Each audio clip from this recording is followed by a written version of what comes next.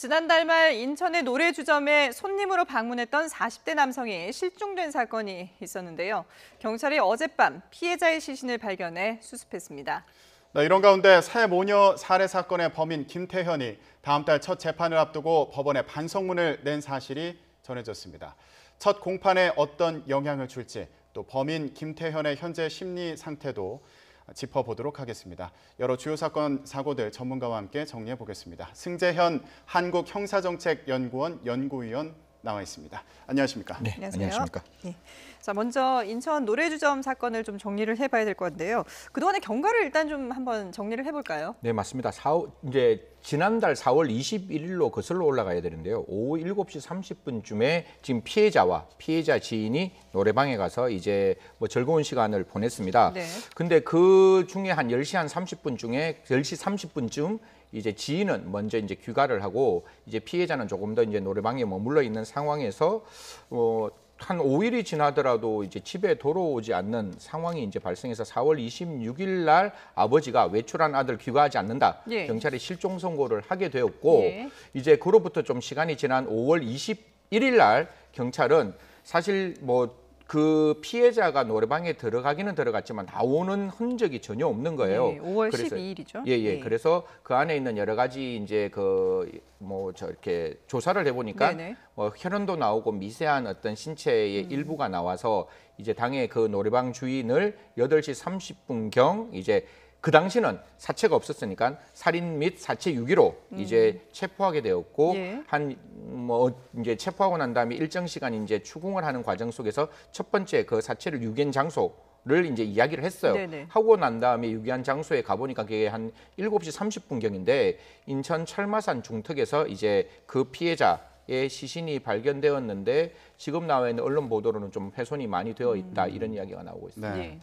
처음에 혐의를 부인하다가 시신 유기 장소를 시인했다면 좀 심경에 변화가 있었던 거 아닌가 싶기도 한데 어떻게 볼 수 있을까요? 제가 뭐 경찰 피신을 하는 과정을 잘 못 봤지만 첫 번째 그 노래방 업주 입장에서는 자백을 안 할 수가 없었는 게 그 노래방에서 혈흔이 나왔고 그 혈흔이 피해자의 혈흔이고 그 혈흔뿐만 아니라 신체의 일부의 어떤 그 흔적도 보였기 때문에 네. 그러면 마지막 장소가 사실 노래방인 것이고 그때 저희가 조금 이따 또 이야기를 하겠지만 112 신고를 네. 피해자가 했어요. 예. 그런 과정이다 보니까 마지막에 피해자의 실종 장소가 노래방이라는 건 특정되다 보니까 네. 그럼 결국 이러한 어떤 혈흔과 그다음에 어떤 신체의 일부 그다음에 마지막 장소가 노래방이라는 걸 추궁을 하다 보면 뭐 그 노래방 업주 입장에서는 더 이상 빠져나갈 데가 없을 거잖아요. 그래서 먼저 유기 장소를 자백하고 유기 장소 가보니까 유기 장소는 그 범죄를 범한 사람밖에 모르는 거잖아요. 그렇죠. 그러니까 당연히 그 장소를 알게 되니까 그러면 어떻게 사람을 죽였느냐라는 입장에서 이제 이야기를 하게 되고 이제 자백을 하게 되고 지금 나와 있는 이제 여러 가지 언론들을 종합해 보면 술값 때문에 그랬다는데 참 어처구니 없는 일이죠. 그러게요. 사람의 생명이 분명히 그거는 이해하고 협의할 수 있는데 왜 이렇게 어처구니 없는 살인 사건, 정말 사람의 존엄을 가장 전 지구상의 가장 중요한 생명을 빼앗았는지 참 안타까운 사건입니다. 예. 그러니까 말씀하신 것처럼 이 술값 때문에 주인하고 이렇게 실랑이가 있었는데 그때 이제 경찰에 신고를 했지 않습니까? 근데 경찰이 출동을 안 했던 거죠? 네, 이 부분도 제가 계속 오면서도 고민을 하고 주위 많은 분들한테 이제 여쭤봤는데 네. 첫 번째는 인천은 수도권인 거는 명확한 거잖아요. 네. 그러면 노래방 분명히 10시까지밖에 영업이 안 되는 걸로 되어 있는데 새벽 2시에 피해자가 전화를 해서 야 이거 문제 있다. 이거 좀 문제가 뭐 네네. 이렇게 싸우고 있다. 그리고 그 녹취록을 보면 욕도 들어가 있어요. 네. 그러니까 분명히 이 정도면 현행범이잖아요. 분명히 이게 방역 수칙도 위반했고 그렇죠. 예. 거기서 실랑이도 일어나는 것 같으면 그냥 술 취한 사람이 그냥 일반적으로 전화하는 게 아니라면 조금 더 신중하게 접근을 했어야 되는데 네. 이제 경찰의 입장에서는 특별한 정황도 보이지 않았다. 이게 1. 두 번째는 뭐 휴대폰 추적하는 것도 권익위에서 특별한 사정이 아니면 추적하는 거에 대해서 조금 이렇게 좀 지양하지 네네네. 않는 쪽으로 이야기를 했기 때문에 우리는 하지 않았다라고 이야기를 하는데요. 112 신고했으면 출동했어야죠. 네. 출동을 하고 그다음에 확인하고 그다음에 그게 아무리 경미한 일이라도 그 장소에 가서 어떤 일인지 눈으로 확인해서 조금 봤다면 지금 같은 이런 결과는 발생하지 아니할 수 있지 않았을까라는 좀 아쉬움이 매우 많이 남는다 이렇게 말씀드리겠습니다. 네, 사건이 발생한 장소는 일반적인 노래방이 아니라 노래 주점이었다는 노래 점, 주점. 예, 예. 다시 한번 설명드리고요. 자, 피해자 시신 아까 말씀하신 것처럼 심각하게 훼손된 상태라고 합니다. 그러면 정확한 사인과 사망 시점 부검 이후에야 알 수 있겠죠? 뭐 지금 예. 같은 경우에는 사실 부검은 세 가지를 중심으로 하는 거예요. 누군지, 그다음에 왜 죽었는지, 언제 죽었는지를 확인을 하는 건데 지금 입장 같은 경우에는 이미 이제 그 피의자가 자백을 했고 사체 유의 장소까지 나왔기 때문에 어느 정도로 심각하게 사람에게 어떤 그 살상의 어떤 행위를 했는지 네. 이런 것들은 이제 범행 정황이고 범행 정황 이후에 얼마만큼 심각하게 사체를 훼손했는지가 이제 양형 판단의 문제가 될 거예요. 그래서 그런 걸 통해서 자백만으로는 유죄 판결을 못 받으니까 그 자백 플러스 검안 보고서 플러스 우리가 말했던 일정 부분의 사체 손괴가 일어났다면 그런 부분은 분명히 법정에서 우리가 사람을 살해하면 사형, 무기, 5년 이상의 징역인데 보통 사체가 심각하게 훼손되었고 좀 이렇게 과잉살상이고 특별하게 범죄의 동기가 명확하지 않음에도 불구하고 예. 단순한 술값으로 사람이 유명을 달리 만들었다면 아마 법원이나 검찰에서도 굉장히 엄중한 사건으로 처리할 것이다. 그래서 부검 결과가 어느 정도의 과잉살상이냐 아니면 뭐 어떤 살인이 일어나는 방법에 대해서 좀 밝혀줄 것이다 이렇게 말씀드리겠습니다. 그러니까 단정할 수는 없습니다만은 술값 때문에 실랑이를 벌이다가 이제 살해하게 됐다고 하면은 이제 우발적이라고 볼 수 있을 텐데 이 주인 그러니까 그 살해한 노래 주점의 주인이 범행 이후에 상당히 좀 이상한 행동들을 많이 보였다고 하죠. 네, 뭐 제일 처음에 이제 보통 우리가 살인 사건이 우발적으로 딱 일어나면 네. 어떤 그 범죄 심리가 발생하는가 하면 살인이라는 건 누가 보더라도 전지구상에서 가장 흉악한 범죄가 되는 거고 흉악한 범죄 딱 저지르고 나면 사람이 쿨링 피어리드로 딱 넘어가요. 굉장히 이성적 판단을 해요. 내가 이 사건 딱 일어났으니까 이 사건을 어떻게든지 은폐하고 싶은 거예요. 네. 그럼 은폐하고 싶으면 그 뒤에 우리 법이 어떻게 만드는가 하면 살인하는 사람이 일반적으로 하는 행동이 사체 은닉, 사체 유기, 사체 손괴니까 그중에서 내가 어떤 방법으로 범죄를 가장 완벽하게 숨길 수 있을까를 확인하기 위해서 이 사람이 CCTV를 확인했다는 거예요. 네네. 그러니까 바깥에 CCTV가 있으면 이게 어디를 비추는지 이게 작동이 되는지 그리고 평소에 외국차를 타고 다녔는데 그보다 큰 차를 타고 다녔고 뿐만 아니라 락스를 사고 그다음에 굉장히 대형 봉투 10개 정도를 샀고 그다음에 청테이프를 샀다 이런 이야기가 이제 나오니까요. 네. 기본적으로 이런 모든 거는 범죄 후에 어떻게든지 내가 최대한 이 범죄를 은폐하기 위해서 만들었고 사실 이 부분도 되게 마음이 불편한데 인천에 있는 어떤 항구까지 갔다는 거예요. 네. 그런데 그때 뭐 바람 쐬러 갔다 이런 이야기가 나오지만 어떻게 보면 굉장히 계획적으로 범죄 후에 그 범죄를 은폐하려는 행동이 보였다 이런 말씀드리겠습니다. 예. 그런 행동들이 경찰의 수색이나 수사에도 좀 혼선을 주지 않았을까 이런 우려도 드는데 어떻게 볼 수 있을까요? 뭐 지금 같은 경우는 경찰이 굉장히 처음 초동의 112 신고는 분명히 조금 비난을 받아야 되지만 이제 그 이후에 어떤 수사는 굉장히 잘 진행을 했고 지금 진행했는 상태에서 그러니까 자백을 받았잖아요. 예. 자백을 받고 그런 어떤 과정에서 이제 그 피의자에 대한 공소 유지만 남아 있으니까 조금 아쉬운 것이 좀 충분히 이제 수사는 진행된 것이고 다만 아쉬운 점은 그 전에 조금 적극적으로 좀 출동을 했으면 그러게요. 참 이게 모든 일들이 그렇잖아요. 저희들이 패널로 나와서 참 아쉽다. 참 왜 이랬을까? 이거 분명히 사람이 하는 일이기 때문에 완벽할 수는 없어도 조금만 더 적극적으로 좀 행동을 했으면 좀 조사를 했으면 출동을 했으면 하는 마음은 정말 지울 수가 없다. 이렇게 말씀드리겠습니다. 예.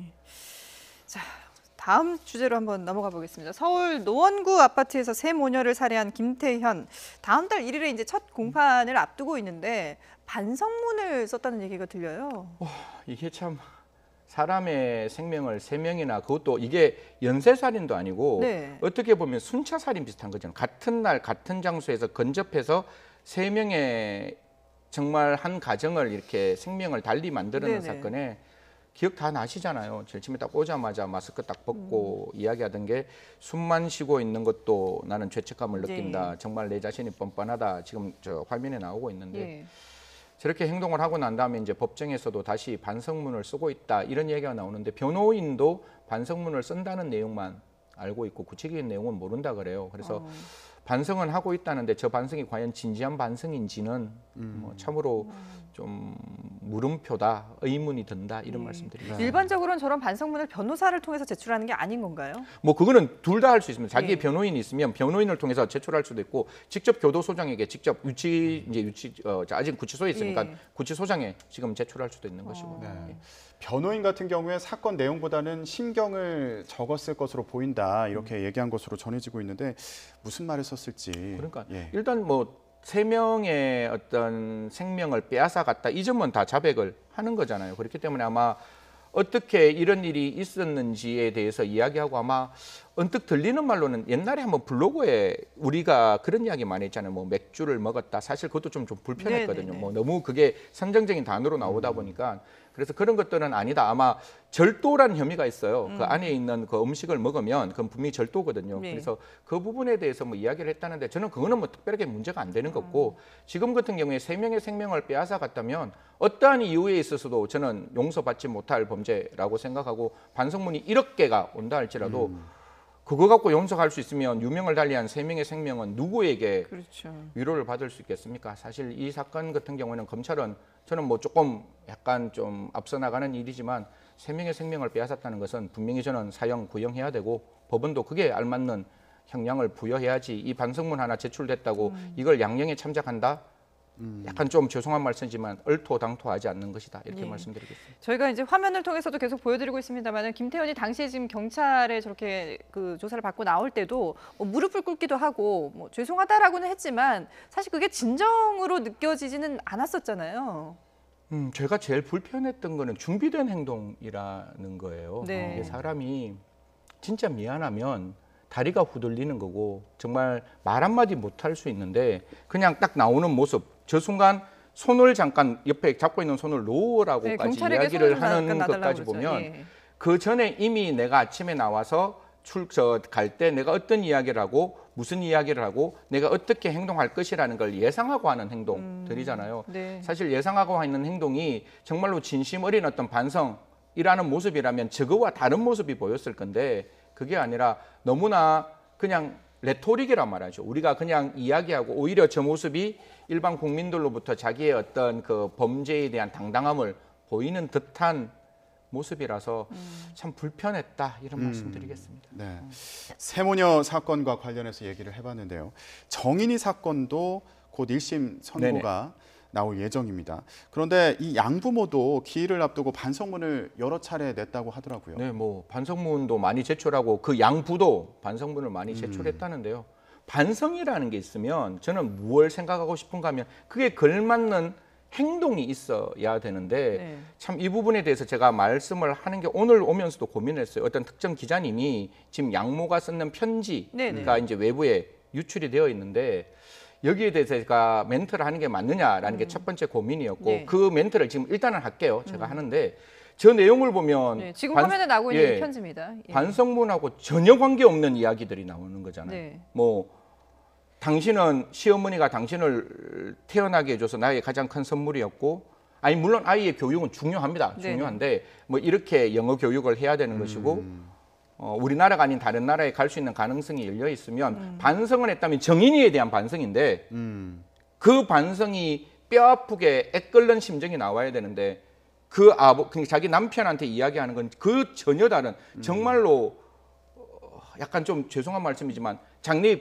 그러니까 핑크빛 네네. 장래의 모습을 지금 적고 있는 거잖아요. 검사가 사형을 구형했는데 예. 그러면 거기에 대한 반성이 없다는 거는 되게 저는 마음이 불편했고 여기서 딱 한 말씀만 더 보태면 원래 법원에서 위법하게 수집된 증거가 딱 나와요. 네. 네. 그럼 그게 분명히 살인의 증거가 된다 할지라도 판사가 이렇게 딱 보고 눈에서 이렇게 딱 치우거든요. 왜냐하면 그건 잘못된 어떤 증거니까. 지금 저게 불법하게 유출되는 거잖아요. 그러면 적어도 이게 1인 TV가 아니라면 그러니까 어떤 그 다른 어떤 방송이 아니고 공중파라든가 그다음에 뭐 우리 종편이라든가 이런 쪽에서는 이게 위법하게 나온 거라면 과연 저런 내용을 무차별적으로 이야기하는 게 과연 맞을까? 이게 이야기되면 이야기될수록 저는 사적 보복을 하는 행동이 더 늘어날 거란 말이에요. 예. 우리가 이 이야기를 모든 방송에서 말하면 저 A라는 유튜브는 그 조회수는 상상할 수 없이 올라가는 거고 그 조회수는 결국 상업적인 목적도 네네. 있을 수 있는 것이 물론 그 사람이 정의를 실현하는 목적으로 했다 할지라도 그래서 이런 부분에 대해서는 조금 이렇게 적극적으로 좀 방송에서도 우리 가이드라인을 하나 만들었으면 좋겠어요.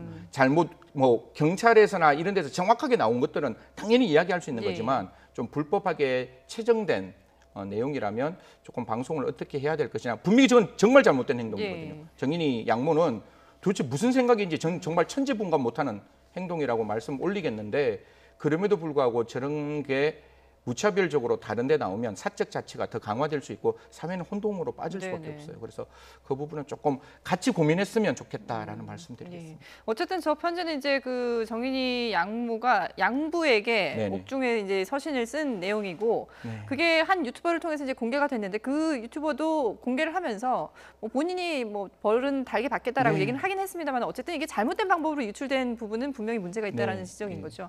근데 저 편지에는 어쨌든 뭐 보면 이모티콘도 쓰고 감옥에 있는 사람이라고 느껴지지 않을 정도로 너무나 태연하게 이 미래에 대해서 얘기를 하고 있어서 과연 반성문을 그동안에 뭐 수십 장을 제출했다고 하는데 그 반성문에 진정성이 있을까라는 의문이 들 수밖에 없지 않겠습니까? 그렇죠. 그래서 제가 아까 말씀드렸는 거잖아요. 정말 정인이가 그렇게 진짜 먹지도 못하고 자기의 장기 일부가 손상이 되는 상태로 상상할 수 없는 고통으로 사망을 했고 그 사망에 분명히 원인은 있는 거잖아요. 네네. 그 양모는 부인은 해요. 뭐 내가 때렸다, 내가 심하게 때렸다. 하지만 죽으려는 의도는 그렇죠. 없었다라고 예, 하지만 예. 때렸는 거 맞잖아요. 그러면 그 정인에 대해서 반성한다면 그 반성의 마음이 있다면 양부에게 과연 저런 이야기를 하는 게 맞을까라는 생각은 분명히 일반 국민뿐만 아니라 예. 형사 사건을 진짜 매일매일 보는 저로서도 너무 불편한 모습이다 이런 말씀드리겠습니다. 알겠습니다. 자, 정인이 사건 1심 판결 결과 지켜봐야겠습니다. 네네. 자, 다른 사건 사고 소식 좀 얘기해 보겠습니다. 설악산 인근에서 50대 여성을 네네. 아무 이유 없이 살해한 20대 이모 씨에게 무기징역이 네네. 선고가 됐습니다. 이 사건도 지금 관심을 많이 받고 있어요. 사실 저도 제일 처음에 이 사건 봤을 때 이게 무슨 이런 사건이 다 있지? 도대체 무슨 이유로 이 50대의 사람에게 이런 어떤 흉악한 일을 하지? 그러면서 죽였다라는 점에 대해서는 이제 인정을 하지만 그 범행 동기에 대해서는 법정에서 이야기하지 않았어요. 그래서 네. 도대체 무슨 동기가 있길래 이렇게 이야기하지 않았을까? 우리가 흔히 말하는 무차별적 네. 살인인가? 동기 없는 살인은 없죠. 그렇지만 드러나지 않았으니까 동기 없는 살인인가라고 생각을 했는데 항소심에서 이제 그 증거 기록들이 조금 나오는데 그 중에 가장 대표적인 게 일기장의 네. 어떤 내용들이 나는 사람을 이제 숫자로 말하기 좀 불편해서 그냥 말씀드리겠습니다. 네. 뭐 굉장히 수많은 사람을 나는 죽이는 것을 나의 직업으로 삼고 싶다라는 이야기가 나오니까 결국 이 사건도 그러한 자기가 내면에서 갖고 있는 사회적인 적대감 네. 속에서 이제 일어난 게 아니냐라는 어떤 생각이 들게 되고 사실 저는 1심에 봤을 때 굉장히 무덤덤했어요. 뭐 전혀 반성도 하지 않는 상황에서 무기징역 딱 선고되니까 그때서야 양형부당으로 항소를 하는 거예요. 항소를 하고 난 다음에 그 항소심에서 결국 반성하는 거거든요. 네. 이게 김태현 사건도 똑같고 정인이 그 양모도 똑같고 지금 이 사건도 똑같고 그냥 평소에는 반성하지 않다가 반성한다고 이야기했지만 행동은 전혀 다르게 행동하면서 그러게요. 예. 지금 이제 항소심에서 이제 반성문을 제출했는데 항소심에서는 그 반성문은 우리가 받아들일 수 없다. 사람 죽이는 일이 세상 어떤 일보다 쉬워 보이고 그걸 직업으로 갖고 싶다는 그런 어떤 행동을 했는 사람에게 이러한 항소심에서 사과를 한다는 것은 정말 진정으로 유족들에게 하는 속죄가 아니다라고 네. 해서 그 반성문 받아들이지 않고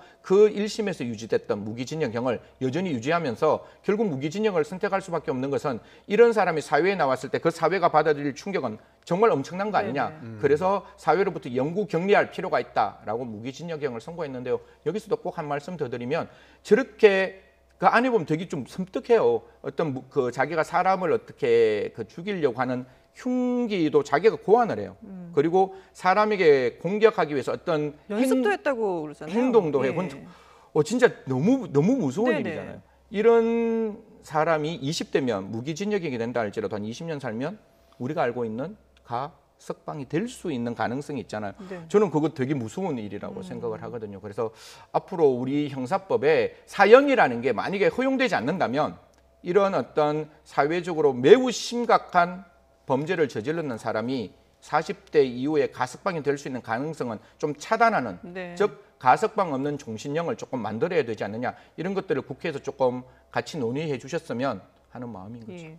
근데 이 사건만 놓고 본다면은 사실 아는 사람도 아니고 그냥 지나가는 50대를 이제 네. 죽인 거잖아요. 근데 그 20대 청년이 그동안에 그러면 과연 어떤 행동들을 해왔는지, 이상 행동을 했는지 이런 부분도 상당히 좀 이제 의문이 들기 때문에 정신 감정까지 했다고 하는데 그것도 정상으로 나왔다고 하잖아요. 그러니까 이제 지금 복잡다기한 이 사회 현상에서 예. 우리가 형사적정을 만들어 갈 때 제가 너무 이제 저도 아노미 상태에 빠지는 거예요. 그러니까 과거에는 프로토타입이라는 게 있었어요. 아, 이런 사람이 이런 행동을 할 것이고 네. 이런 사람이 이러한 범죄 유형의 행동이 가능한 사람이라고 우리가 예측 가능했는데 지금 그런 예측들이 다 무너지고 있는 상황이기 때문에 이 복잡다기한 현실에서 우리가 과연 어떻게 범죄를 예방할 것이냐 네네. 또 범죄가 발생하고 난 다음에 그 피의자를 어떻게 찾아갈 것이냐 사실 제가 작년에 고민했던 것 중에 하나가 과학기술이 발전되면 발전할수록 범죄가 촉진되는 경우도 있고 과학기술이 발전함으로써 범죄를 예방하는 그런 어떤 방법도 있는데 이 과정 속에서 우리가 형사정책을 하는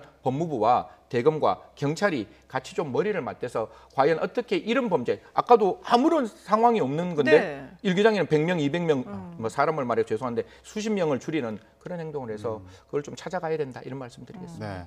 오늘 저희가 여러 가지 그 사건들을 짚어봤는데 범죄를 저지르고 반성이 없는 경우에 대해서도 얘기를 해봤습니다.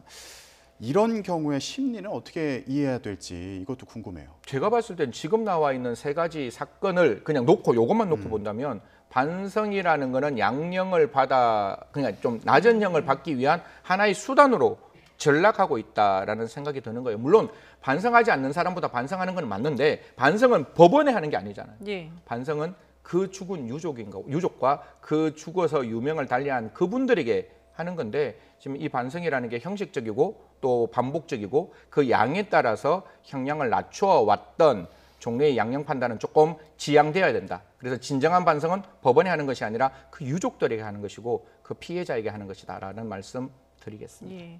뭐 진정성이 없는 반성은 재판에도 영향을 안 미치겠죠. 예. 네, 지금까지 승지연 한국형사정책연구원 연구위원과 함께했습니다. 잘 들었습니다. 네.